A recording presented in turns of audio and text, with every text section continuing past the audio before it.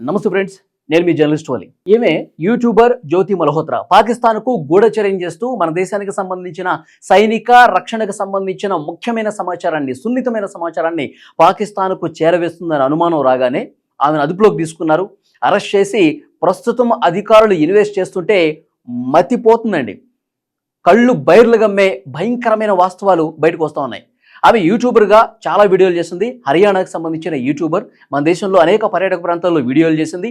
దాంతోపాటు పాకిస్తాన్లో కూడా కొన్ని వీడియోలు చేసింది. పాకిస్తాన్ అధికారులకు ఆమె సన్నిహితంగా మెలగటం, పాకిస్తాన్ అధికారులు ట్రాప్లో పడిపోయి వాళ్ళు ఏం చేయమంటే అది, ఆడమంటే ఆడుతోంది, పాడమంటే పాడుతోంది, అంటే వాళ్ళకి పూర్తిగా లొంగిపోయి మన దేశానికి సంబంధించినటువంటి సమాచారాన్ని పాకిస్తాన్కు చేరవేస్తోంది. పెహల్గాం దాడి జరగక ముందు, అంటే 3 నెలల ముందు ఈమె పెహల్గాంలో వీడియోలు చేసింది. ఇప్పుడు అధికారులకు వచ్చినటువంటి అనుమానం ఏంటి అంటే, పెహల్గాంలో ఆమె వీడియోలు, అంటే పైకి మాత్రమే యూట్యూబర్ అండి, పైకి మాత్రమే వీడియోలు చేస్తుంది, అనేక పర్యాటక ప్రాంతాల్లో తిరుగుతుంది, వీడియోలు చేస్తుంది, ఇక్కడ ఇది బాగుంది అది బాగుంది అని చెప్తుంది. కానీ ఆ ముసుగులో ఆమె చేసేటటువంటి వ్యవహారం ఏంటి అంటే, పెహల్గాం ఫర్ ఎగ్జాంపుల్ అక్కడ వీడియోలు చేసింది కాబట్టి, అక్కడ పెహల్గాం దాడి, భయంకరమైనటువంటి దాడి జరిగింది కాబట్టి, ఇప్పుడు ఆ కోణంలో ఇన్వెస్టిగేట్ చేస్తున్నటువంటి అధికారులకు పూర్తిగా విషయం అర్థమవుతోంది. అంటే ఉగ్రవాదులు ఎటువైపు నుంచి రావాలి, ఎటువైపు నుంచి ఎస్కేప్ కావాలి, అక్కడ బైసరన్ లోయలో పర్యాటకులు ఏ ప్రదేశంలో ఎక్కువగా ఉంటారు, సో వాళ్ళని ఏ విధంగా దాడి చేయొచ్చు, దాడి చేసే సమయంలో మన బలగాలు రావడానికి అక్కడ ఎంత సమయం పడుతుంది, ఎంత టైంలో ఎస్కేప్ కావచ్చు, సో ఇది మొత్తం కూడా పాకిస్తాన్ అధికారులకు అక్కడ ఉన్నటువంటి వాళ్ళకు చేరవేసిందని ఒక అనుమానం కలుగుతుంది ప్రజెంట్.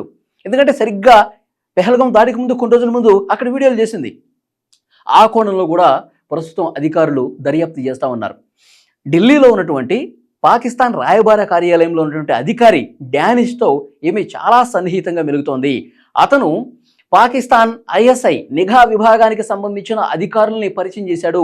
ముందుగా అలీ ఎహసన్ అనే వ్యక్తిని నువ్వు కలువు జ్యోతి, ఆయన పాకిస్తాన్లో ఉన్నటువంటి అధికారులను నీకు పరిచయం చేస్తాడు, సో వాళ్ళు ఏది కావాలంటే ఆ సమాచారం నువ్వు ఇవ్వు అని చెప్పి డానిష్ అనే వ్యక్తి చెప్తే, ఆయన చెప్పింది చెప్పినట్టుగా చేసుకుంటూ పోయింది జ్యోతి మల్హోత్రా. ఎందుకంటే పెహల్గాం దాడి జరిగిన సందర్భంలో కావచ్చు, దాడి జరక్క ముందు కావచ్చు, తర్వాత మన దేశం ఆపరేషన్ సింధూర్ చేసి అక్కడ ఉగ్రవాదుల్ని మట్టుబెట్టిన సమయంలో కావచ్చు, ఇలాంటి ఉద్రిక్తతల సమయంలో, కీలకమైనటువంటి సమయంలో జ్యోతి మల్హోత్రా పాకిస్తాన్ రాయబార కార్యాలయ అధికారి డానిష్తో మాట్లాడుతూనే ఉంది. సో వెంటనే అనుమానం వచ్చినటువంటి అధికారులకు లిస్టు మొత్తం బయటకు తీస్తూ ఉన్నారు. అసలు డానిష్తో జ్యోతి మల్హోత్రా యూట్యూబర్కు ఎంతకాలం నుంచి పరిచయం ఉంది, అసలు వీళ్ళు ఏం మాట్లాడుకుంటున్నారు, ఎంత సన్నిహిత సంబంధాలు ఉన్నాయి, మన దేశానికి సంబంధించిన సమాచారం ఏమైనా చేరవేస్తుంది, ఇవన్నీ ఇన్వెస్టిగేట్ చేస్తూ ఉంటే ఎస్, ఈమె మన దేశ సమాచారం చేరవేసింది. మన దేశంలో ఎక్కడైతే సైనిక పరమైనటువంటి కార్యక్రమాలు ఎక్కువగా జరుగుతాయి, మన బలగాలు ఎక్కడ మోహరించి ఉంటాయి, మన సరిహద్దు బలగాలకు సంబంధించినటువంటి సమాచారం, సైనిక స్థావరాలకు సంబంధించినటువంటి సమాచారం, ఇవన్నీ కూడా చేరవేసింది అన్నట్టుగా ప్రస్తుతం అధికారుల దర్యాప్తులో తేలుతున్నట్టుగా తెలుస్తోంది. ఇంకొక ముఖ్యమైన విషయం ఏంటంటే, ఈమె పూరి కూడా వెళ్ళిందండి. పూరి జగన్నాథ టెంపుల్ కూడా ఆమె వీడియోలు చేసింది. ఇప్పుడు ఇది మొత్తం బయటకు తీస్తూ ఉన్నారు అధికారులు. పూరిలో ఆమెకు ఒక ఫ్రెండ్ ఉంది, ప్రియాంక అనే ఒక యూట్యూబర్ ఉంది, ఆమెతో కలిసింది, ఆ పూరి జగన్నాథ్ టెంపుల్ మొత్తం కలిగి తిరిగింది, అక్కడ కూడా కొన్ని వీడియోలు చేసింది. ఇప్పుడు ఆ ప్రియాంక ఆమెని ఇన్వెస్టిగేట్ చేస్తే, ఆమె జస్ట్ ఫ్రెండ్ అండి, నాకు వచ్చింది, కలిసింది, మాట్లాడింది, ఇక్కడ మేము వీడియోలు చేసాం, వెళ్ళిపోయాము, అంతవరకే తప్ప ఇంకా వేరే విషయాలేం మాట్లాడుకోలేదని చెప్పి ఒడిశాలో ఆ పూరిలో ఉన్నటువంటి యూట్యూబర్ అక్కడ పోలీసులకు చెప్తోంది, అధికారులకు చెప్తోంది. కానీ ఈ ఉగ్రవాద కోణంలో దర్యాప్తు చేస్తున్నటువంటి అధికారులకు అనుమానం ఏంటి అంటే, పూరి జగన్నాథ టెంపుల్ కూడా ఉగ్రవాదులు టార్గెట్ జాబితాలో ఉంది, ఎప్పటి నుంచో ఉంది. ఈమె ఇక్కడ వీడియోలు చేసింది అంటే, ఇప్పుడు పెహల్గాంలో చేసింది, దాడి జరిగింది 3 నెలల తర్వాత, ఇప్పుడు పూరిలో వీడియోలు చేసింది, మరి పూరికి సంబంధించినటువంటి సమాచారం కూడా ఏమైనా పాకిస్తాన్కి చేరవేసిందా?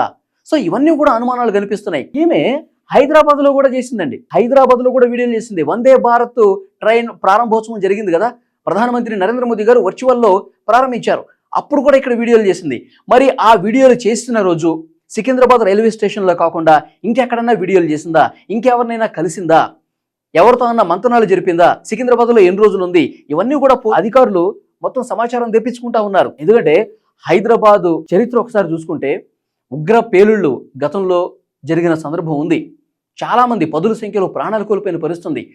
దిల్సుఖ్ నగర్లో బాంబు పేలుళ్ళు జరిగాయి, తర్వాత లుంబిని పార్క్ దగ్గర బాంబు పేలుళ్ళు జరిగాయి, గోకుల్ చాట్లో బాంబు పేలుళ్ళు జరిగాయి, అవన్నీ ఎవరు మర్చిపోలేదు. మక్కా మసీదులో పేలుళ్ళు, చాలామంది తమ అవయవాలను కోల్పోయారు, కొంతమంది ప్రాణాలను కోల్పోయారు. ఇలాంటి భయంకరమైనటువంటి పరిస్థితులు హైదరాబాద్లో ఉన్నాయి. ఇప్పుడు హైదరాబాద్ కూడా వచ్చి ఈ యూట్యూబర్, అసలు యూట్యూబర్ అనకూడదు, ఇప్పుడు దేశద్రోహి అనాలి. మన దేశంలో ఉంటూ, మన దేశంలో తిండి తింటూ, మన దేశంలో గాలి పీలుస్తూ, మన దేశంలో వాటర్ తాగుతూ ఈ విధంగా దేశ ద్రోహానికి పాల్పడుతున్నటువంటి ఈ యూట్యూబర్ మీద చాలా కఠినంగా వ్యవహరించాల్సినటువంటి అవసరం ఉంది. ఈమె హైదరాబాద్లో కూడా వీడియోలు చేసిందంటే మన ఈ హైదరాబాద్కి సంబంధించిన సమాచారం కూడా ఏమైనా ఉగ్రవాదులకు చేరవేసిందా, పాకిస్తాన్లో ఉన్నటువంటి సైనిక అధికారులకు చేరవేసిందా? ఈ అనుమానం కూడా చాలా బలంగా కలుగుతోంది. ఎందుకంటే పెహల్గాంలో వీడియోలు చేసింది, కొద్ది నెలల్లోనే పెహల్గాం భయంకరమైన ఉగ్రదాడి జరిగింది. సో డెఫినెట్గా ఈమెకి సంబంధాలు ఉన్నాయి. అధికారులు ఇన్వెస్టిగేట్ చేస్తూ ఉన్నారు, లోతుగా చేస్తూ ఉన్నారు, కీలకమైనటువంటి సమాచారాన్ని రాబడతా ఉన్నారు. ఇంకా చాలా విషయాలు వెలుగులోకి వస్తున్నాయండి. ఈమె పాకిస్తాన్ అధికారుల ట్రాప్లో పడిపోయింది. ముందు ఫ్రెండ్షిప్ బాగానే జరిగింది, వాళ్ళు చెప్పింది చెప్పినట్టుగా ఎట్లా నడుచుకోమంటే ఆ విధంగా చేస్తుంది. డానిష్ ఈమె ఫ్రెండు ఢిల్లీలో పాకిస్తాన్ రాయబార కార్యాలయంలో ఉంటాడు. సో అతనితో రెగ్యులర్గా టచ్లోకి చేయాల్సినటువంటి అవసరం ఏముందండి? ఒక యూట్యూబరు వీడియోలు చేస్తుంది అంటే పాకిస్తాన్లో వీడియోలు చేసింది కదా, పాకిస్తాన్కి వెళ్ళి పైకి మాత్రమే ఒక యూట్యూబర్గా అక్కడ ఎలాంటి హోటల్స్ బాగున్నాయి, అక్కడ ఏం ఫేమస్, ఏ బిస్కెట్లు ఫేమస్, ఏ బిర్యానీ ఫేమస్, పైకి జనాలుగా ఇది మాత్రమే కనిపిస్తుంది.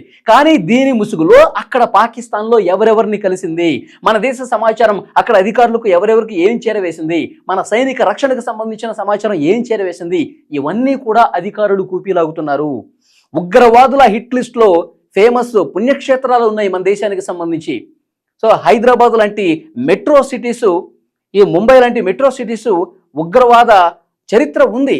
సో డెఫినెట్గా ఇలాంటి దేశద్రోహులు ఇచ్చినటువంటి సమాచారం మేరకే ఉగ్రవాదులు దేశంలో చొరబడి ఈ విధంగా దాడులకు పాల్పడుతున్న పరిస్థితి ఉంది. కాబట్టి డెఫినెట్గా మరిన్ని ఆధారాలు త్వరలోనే బయటకు వస్తాయి. ఆమె చరిత్ర మొత్తం వెలుగుతీస్తా ఉన్నారు.